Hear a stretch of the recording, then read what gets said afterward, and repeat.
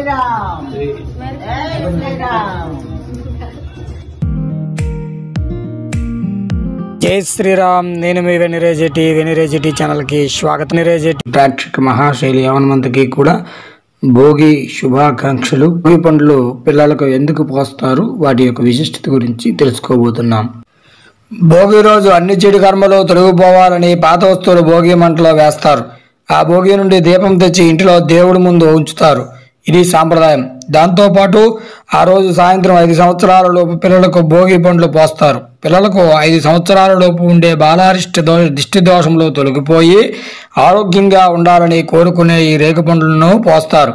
ఆ వయసు పిల్లలకు బ్రహ్మరంధ్రం పలుచుగా ఉంటుంది. రేఖి ఆరా కూడా పలుచుగా ఉంటుంది. ఆ రేగి పండ్లకి రోగనిరోధక శక్తిని ఇచ్చే పోషక విలువలు ఉంటాయి. కాబట్టి అవి పోసే సమయంలో రేగు పండ్ల నుండి వచ్చే వాయువు పిల్లల తలపైన బ్రహ్మరంధ్రానికి శక్తినిస్తుంది, మేధస్సుకు శక్తినిస్తుంది. ఈ పండ్లు తలపైన నుండి పడడం వల్ల మెదడులోని నరాలకు యాక్టివిటీ పెరుగుతూ ఉంటుంది. ఆ వచ్చే వాయువు వల్ల శీతాకాలంలో వచ్చే జబ్బుల నుండి నివారణ కలుగుతుంది. పిల్లలకు మెతకబడడం అనేటువంటి విషయం కూడా తగ్గుతుంది. ఈ రేగి పళ్ళు ఆరా ఎక్కువ ఆకర్షించే గుణము వల్ల పిల్లలకు ఆరోగ్యం లభిస్తుంది. ఇది ఒక శాస్త్రీయ సాంప్రదాయం. అలాగే చుట్టూ ఉన్నటువంటి పరిస్థితుల్లో అయినా ఎదుర్కొనే శక్తిని పిల్లలకు రావాలనే ఉద్దేశంతో ఈ రేగి పండ్లను పోస్తారు. అలాగే పిల్లలకు ఉన్న దిష్టి ప్రభావం తగ్గుతుంది. చుట్టుప్రక్కల వారు కూడా వచ్చి వారు కూడా రేగి పండును పోయడం వల్ల పిల్లలకు అందరి ఆశీర్వాదం కలుగుతుంది. రేగి పళ్ళులో సి విటమిన్ చాలా ఎక్కువగా ఉంటుంది. పైగా జీర్ణ సంబంధమైనటువంటి వ్యాధులను నివారించేందుకు, ఉదర సంబంధమైనటువంటి ఇబ్బందుల నుంచి ఉపశమనం కలిగించేందుకు రేగుపళ్ళు ఉపయోగపడతాయి. అందుకే రేగుపళ్ళని ఎండబెట్టి వాటితో వడియాలు, రేగితాండ్రను చేసుకొని తినే అలవాట్లో ఎప్పటికీ తెలుగునాట ఉంది. ఇంకొక కారణంగా భోగి ముగిశాక సూర్యుడు దక్షిణాయనం నుంచి ఉత్తరాయణానికి మరలుతాడు. ఆ రోజు మకర రాశిలో అడుగు పెడతాడు.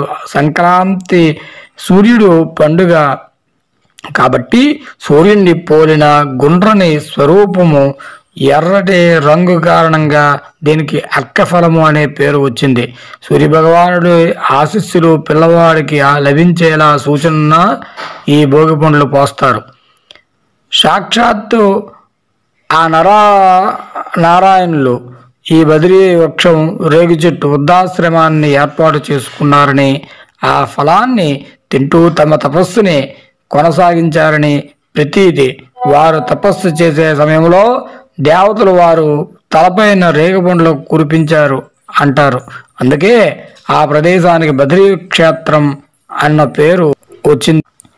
భారతీయ వాతావరణానికి తగినట్లు రేగు చెట్టు ఎలాంటి ఒడిదొడుకులైనను ఎదుర్కొని పెరుగుతుంది. 15 డిగ్రీల నుంచి విపరీతమైన 50 డిగ్రీల వరకు ఎలాంటి ఉష్ణోగ్రత అయినా తట్టుకుని నిలబడుతుంది. మన దేశంలోనే కాకుండా తూర్పు దేశాలన్నిటిలోనూ రేగును తమ సాంప్రదాయ వైద్యంగా వాడుతూ ఉంటారు.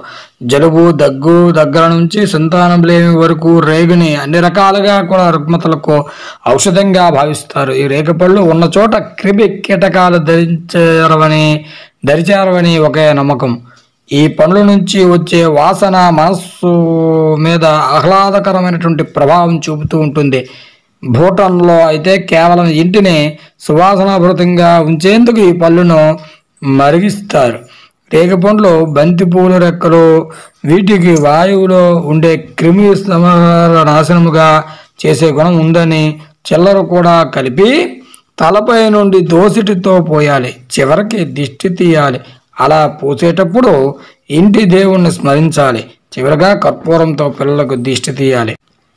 పిల్లలు లేని వారు కొంత దంపతులు చిన్న కృష్ణుణ్ణి భోగిపళ్ళు పోసి పూజ చేసి పిల్లలను కోరుకోవాలి.